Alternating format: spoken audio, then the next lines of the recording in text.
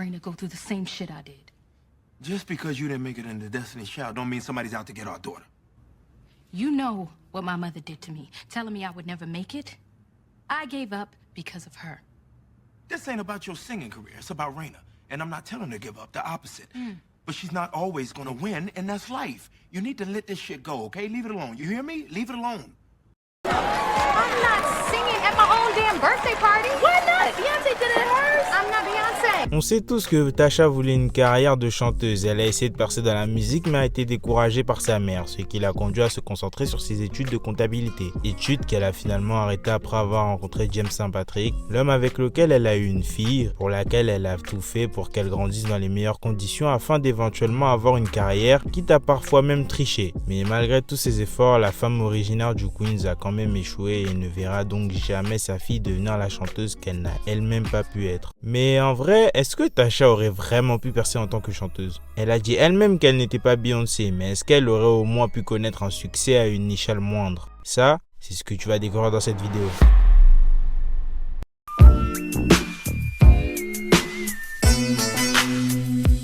En 1996, Biggie est le roi de New York. Il domine la côte Est et ne compte pas laisser sa couronne à qui que ce soit. Lors d'un événement à Brooklyn mettant en lumière plusieurs artistes, le rappeur est impressionné, pas seulement par sa voix, mais aussi par son charisme et son attitude. Il perd pas de temps pour entrer en contact avec elle et lui garantit qu'il va propulser sa carrière. Cependant, connaissant les magouilles auxquelles P. Diddy recourt, quand je dis magouilles auxquelles P. Diddy recourt, c'est qu'en gros, ils volent ses artistes en leur faisant signer des contrats bizarres, ils volent les droits de leur musique, enfin bref, Diddy fait du Diddy quoi, tu vois. Sachant donc tout cela, Biggie refuse de la laisser signer chez Bad Boy Records. Le rappeur de Brooklyn va à la place la signer dans le label qu'il prévoit de créer lorsqu'il quittera Bad Boy. Les plans sont mis en place et le futur semble tracé pour la jeune chanteuse, mais le 9 mars 1997, pendant la période de promotion de son album Life After Death, Notorious Big est abattu à Los Angeles.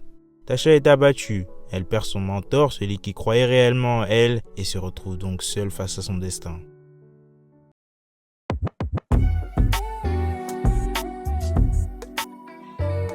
Dans les années 90, une des tendances dans l'industrie musicale féminine était les groupes. Plusieurs ont émergé, sont devenus ultra populaires et ont permis de faire rêver la nouvelle génération en leur montrant qu'il est possible d'obtenir le même succès qu'elles en faisant la même chose. Parmi cette nouvelle génération de jeunes filles, un groupe s'est démarqué de ses pairs, les Destiny's Child. Un groupe connaissant un succès conséquent, mais un groupe qui commence aussi à faire face à des tensions qui finissent par causer le départ de plusieurs membres. Des auditions sont mises en place pour rejoindre le groupe. Tasha tente sa chance, mais non, elle fait face à un refus. Cependant, malgré ce refus, la jeune fille ne renonce pas. Elle reste consciente de son potentiel et décide de poursuivre ses efforts, un choix qui s'avère être payant parce qu'elle entre quelques mois après dans le groupe des TLW. À 16 ans, elle est plus que jamais prête à enfin saisir l'opportunité de sa vie. Les TLW sont un groupe destiné à dominer le marché des adolescents et pendant un moment, ça fonctionne. Le succès est au rendez-vous, les singles s'enchaînent, les fans soutiennent le groupe, mais la lumière laisse place à l'obscurité. The managers of that group became very strategic about what kind of group we were going to be. Instead of letting the fans choose, like they liked 3LW the way we were. There was some names called, some profanities thrown. She turned around, Keely, and threw the plate of food, mashed potatoes, chicken, whatever else was in there, in my face.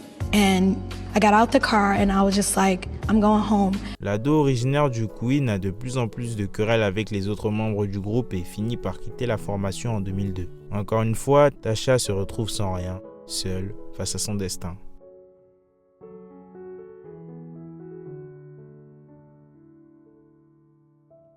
Sa carrière solo stagne, elle tente alors de rebondir autrement en rejoignant une école d'art scénique. Avec son école, elle fait des performances de groupe et entre-temps en solo, elle continue les performances pour se faire un petit peu d'argent. En parlant de performances solo, un jour elle performe au Truth, une boîte de nuit de New York, là où elle rencontre Terry Silver, un avocat. Ils passent de plus en plus de temps ensemble, ils vont même faire du karaoké et tout, bref.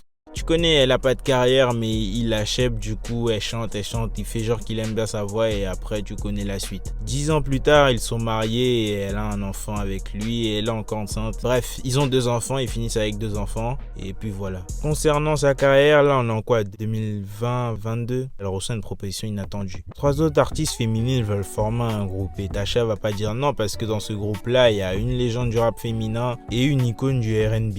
Il y a aussi une chanteuse latine à la voix distinctive, mais ouais, bref, on la connaît pas, du coup, ouais.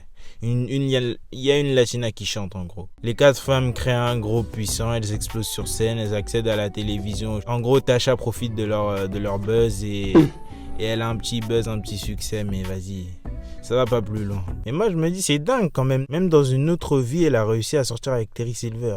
Bon là, elle est mariée avec lui du coup. Peut-être qu'elle était faite pour ça. Hein. En tout cas, en ce qui concerne sa carrière musicale, elle a pas percé comme elle pensait qu'elle allait percer. Hein. Et puis, est-ce que sa fille aussi elle aurait percé? Eh non, ça fait trop de crossover. Là, moi j'en ai marre. C'est bon.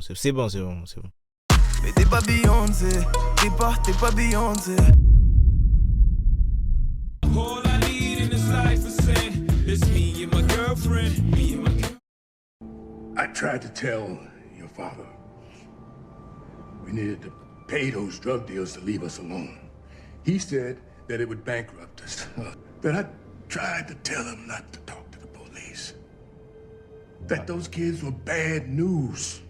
Si le père de James avait écouté son frère, il ne se serait pas fait abattre par des dealers, ce qui lui aurait permis de garder son club de jazz. James aurait donc grandi en aimant la musique, mais vivant dans le ghetto et voulant faire de l'argent, il aurait sûrement très vite suscité un grand intérêt pour un autre domaine, beaucoup plus lucratif. This is who I am. This is who I was all along. If I'm born somewhere else, if I ain't raised by you, come on, man, I'm in business school somewhere. James aurait choisi le commerce, une voie plutôt lucrative qui lui aurait permis de sortir avec Janet Jackson. Oh. J'en ai vu un du mensonge, mais là... Bon ok, attendez, je vous donne plus de détails. L'histoire c'est ça. En 2005, James sortait avec une femme du nom de Darnell, la sœur d'une célèbre rappeuse nommée Queen Latifah. Désireux de passer plus de temps avec sa bien-aimée, le jeune homme se pointe par surprise dans le but de sortir avec sa partenaire, mais elle refuse parce qu'elle doit travailler. Une raison plus que normale, mais qui ne plaît pas pour autant au jeune afro-américain qui a pour projet de sortir coûte que coûte avec Darnell aujourd'hui, ce qui cause une embrouille entre les deux. Ayant remarqué la dispute, la rappeuse sort pour défendre sa sœur. Elle conseille à James de partir, mais ce dernier refuse et l'insulte, acte qu'il regrette très rapidement.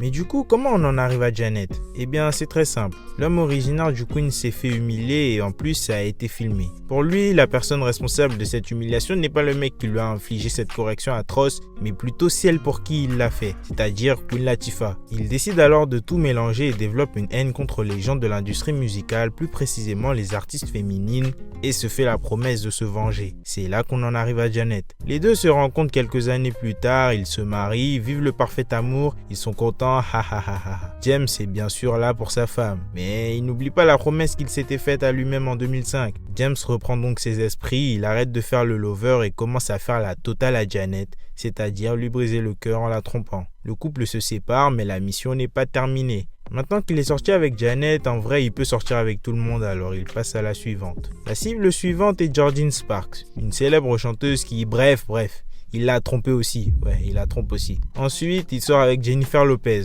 Oui, J.Lo, Jennifer Lopez. Et tu penses qu'il va faire quoi avec elle? Elle est trompée aussi. Mais attends.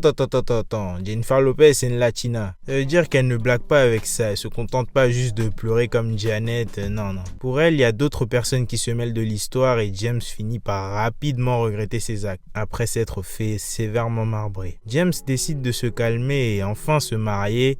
Mais le problème ici, c'est qu'il est déjà sorti avec tout le monde dans l'industrie, genre vraiment tout le monde. Et il veut pas juste sortir avec une autre célébrité encore. Il trouve ça trop facile. Donc il se dit que pour le challenge, il va essayer de sortir avec une femme mariée. C'est toxique de dingue, mais bon, des fois les crossovers c'est comme ça. Tu vas sûrement me demander qui est cette femme, mais avant ça, je dois te reparler de quelqu'un. Tu vois, tout à l'heure, je t'ai parlé de son oncle Gabriel. Et justement, cet homme a le bras long et parmi ses contacts, il y a une femme du nom de Beyoncé. Grâce à son oncle, James réussit à la rencontrer. Il vit son rêve pendant une seconde. Il a Beyoncé dans ses bras. Il ne veut pas la lâcher, mais James comprend rapidement qu'il n'est pas Jay-Z et qu'il n'a absolument aucune chance avec elle. Alors, pour se réconforter, il finit donc par sortir avec l'amie de longue date de la chanteuse, Kelly Rowland. Avec elle, il a une fille avec laquelle il joue à la Xbox et tout est bien qui finit bien. En gros, il a flop, mais il a réussi à se rattraper, tu vois.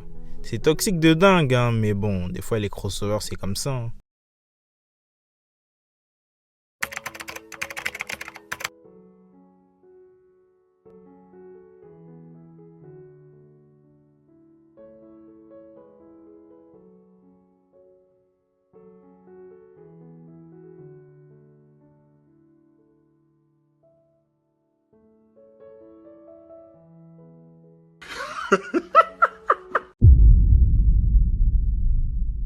James et Tasha auraient pu avoir une vie complètement différente, tenter des choses dans l'industrie musicale, se donner à fond pour atteindre ce niveau de succès auprès du grand public. Ils auraient pu essayer, mais ils auraient sûrement échoué parce que Tasha t'es pas Beyoncé et James t'es vraiment pas, mais alors vraiment pas Jay-Z.